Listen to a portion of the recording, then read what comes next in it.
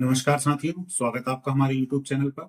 साथियों, जैसा कि हम बात कर रहे हैं कक्षा 12 के प्रायोगिक कार्य की, जो जीव विज्ञान विषय है उसमें प्रैक्टिकल्स जो होते हैं उनको किस प्रकार से करना है, तो उन्हीं के संबंध में ये वीडियो होने वाला है।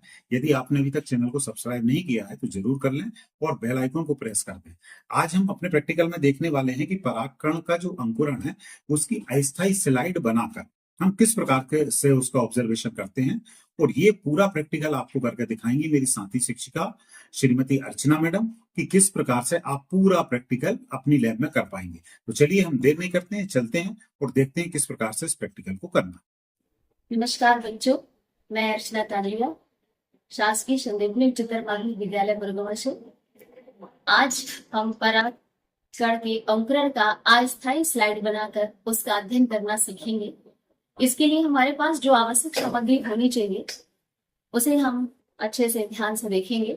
सबसे पहले हमारे पास डिस्टिल वाटर होना चाहिए, बोरिक एसिड होना चाहिए, ग्लूकोज या इसकी जगह सुक्रोज भी चलेगा, सुक्रोज भी या ग्लूकोज हम ले सकते हैं, potassium nitrate, magnesium sulphate, beaker, glass rod और ताजे पुष्प होने चाहिए। इसके अलावा हमारे पास साफ सुथरी स्लाइड होनी चाहिए, चिमटी और ये ब्लेड। यदि हमें जरूरत पड़ेगी तो हम इसका इस्तेमाल करेंगे। अब आगे हम देखेंगे इन सभी केमिकल्स का हम एक पोषक घोल तैयार करेंगे, जिसके लिए हम 100 मिलीग्राम डिस्टिल वाटर में 30 मिलीग्राम मैग्नीशियम सल्फेट लेते हैं, 20 मिलीग्राम पोटेशियम नाइट्रेट लेते हैं, 10 ग्राम सुक्रोज लेते हैं और इसे 10 मिलीग्राम बोरिक एसिड का पाउडर लेते हैं और इसे अच्छी तरह हम एक बीकर में ग्लास रॉड की मदद से पोषक घोल तैयार कर लेते हैं। हमने पहले ही पोषक घोल तैयार करके रख लिया है बीकर में। अब इस पोषक घोल को हम साफ स्लाइड में ट्रांसफर करते हैं। यहाँ पर पोषक घोल जिसको हमने स्लाइड में स्थानांतरित किया है, एक्स्ट्रा अगर हो जाता है तो इसे हम फिल्टर पेपर की मदद से साफ कर लेते हैं। या आप ध्यान से देख सकते हैं, एक ड्रॉप हमने पोषक घोल डाला है।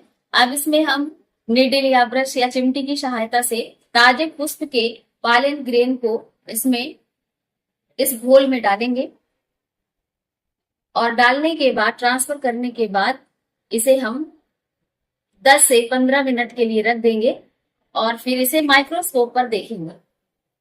इस पोषक घोल को अवशोषित करके पॉलन ग्रेन जर्मिनेट होना स्टार्ट हो जाते हैं। इसके लिए हमें 10 से 15 मिनट, आधे घंटे तक का भी इंतजार करना पड़ सकता है। 10 से 15 मिनट का इंतजार करने के बाद हम स्लाइड को माइक्रोस्कोप में लगाकर देखेंगे कि पॉलन जर्मिनेशन हो रहा है या नहीं। ये स्पष्ट रूप से हम देख सकते हैं परागकण की संरचना।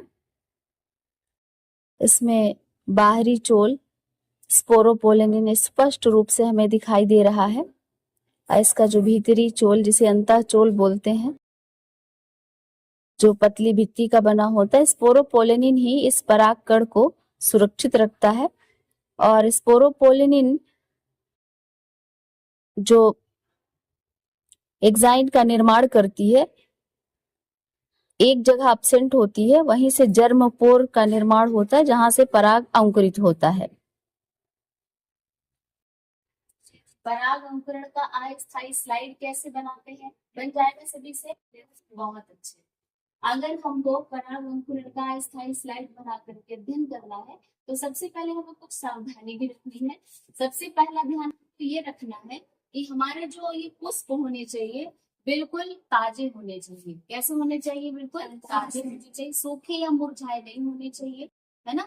दूसरा, इसमें जो पराग कण है वो आसानी से हम निकाल सके, है ना। तो इस तरह के पुष्प का चयन करना चाहिए। दूसरी बात हमको ये ध्यान रखनी है कि हम जिस भी स्लाइड का प्रयोग करें वो बिल्कुल साफ सुथरी, स्वच्छ और सूखी होनी चाहिए, है ना। तभी हम इस प्रैक्टिकल को सही तरीके से कर सकते हैं और सही परिणाम हमें दिख सकते हैं। तो आपने देखा कि किस तरह से परागकण की संरचना होती है और किस तरह से उसका अंकुरण।